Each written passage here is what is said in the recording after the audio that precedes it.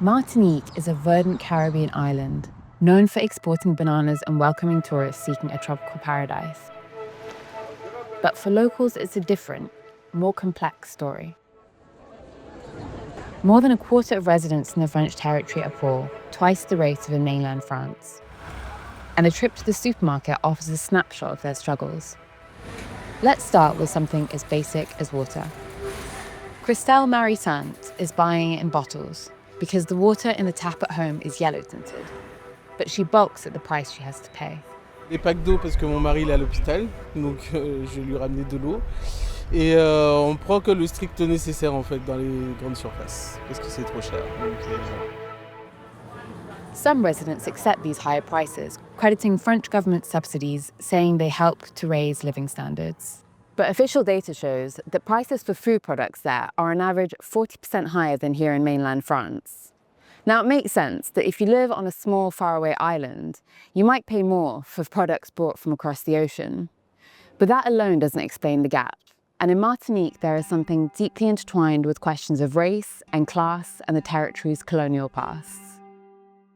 Like many Caribbean islands, enslaved people were brought here to work on plantations from the 17th to the 19th century, and the descendants of the white enslaver families, locally known as Beke, who make up just 1% of the population, still control swathes of the economy.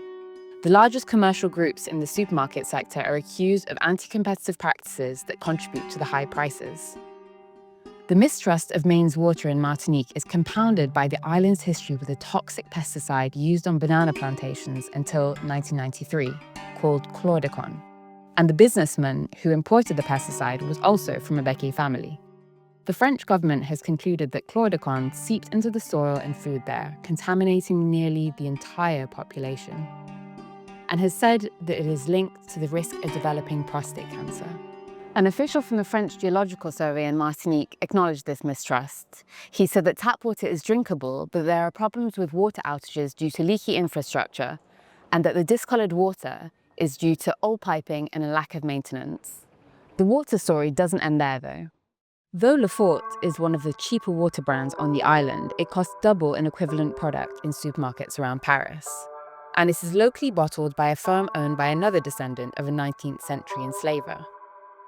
And the largest group in the supermarket sector, a conglomerate called GBH, is also owned by a family with ancestors that owned enslaved people. The group published its annual accounts for the first time this year after a lawsuit by activists.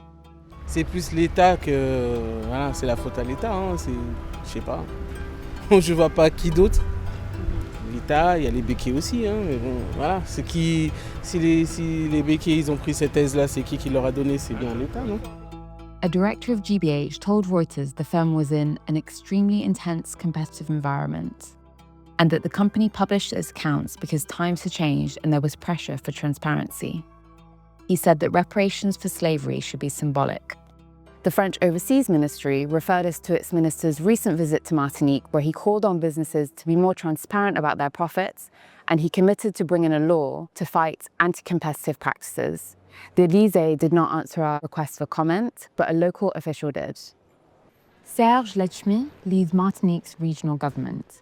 He told Reuters he's planning to introduce a bill that would support local farmers, give the island more decision-making power, and seek to centralize water management to lower prices and encourage investment. Donc si on gagne ce pari-là, on pourra revoir le modèle post-colonial qui demeure et inscrire le développement dans la capacité que nous avons à innover.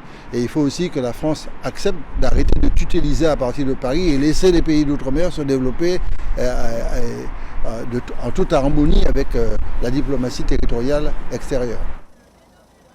Activists say more is needed. Last year there were protests and unrest over high prices. The protest movement is winning some concessions from Paris, with a recent promise of legislation to tackle the high cost of living and anti-competitive practices by large businesses.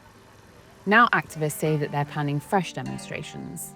Mario Briand is part of a group called Gathering for the Protection of Afro-Caribbean People and Resources. Si on vous adressait ces prix-là en France hexagonale, vous serez outrés, vous serez écœurés. Et tout de suite, je pense que vous serez bien nombreux à descendre dans les rues et à se dire qu'est-ce qui se passe, c'est quoi ce bordel. Sauf que nous, on a eu 1000 km et on se retrouve à souffrir en silence.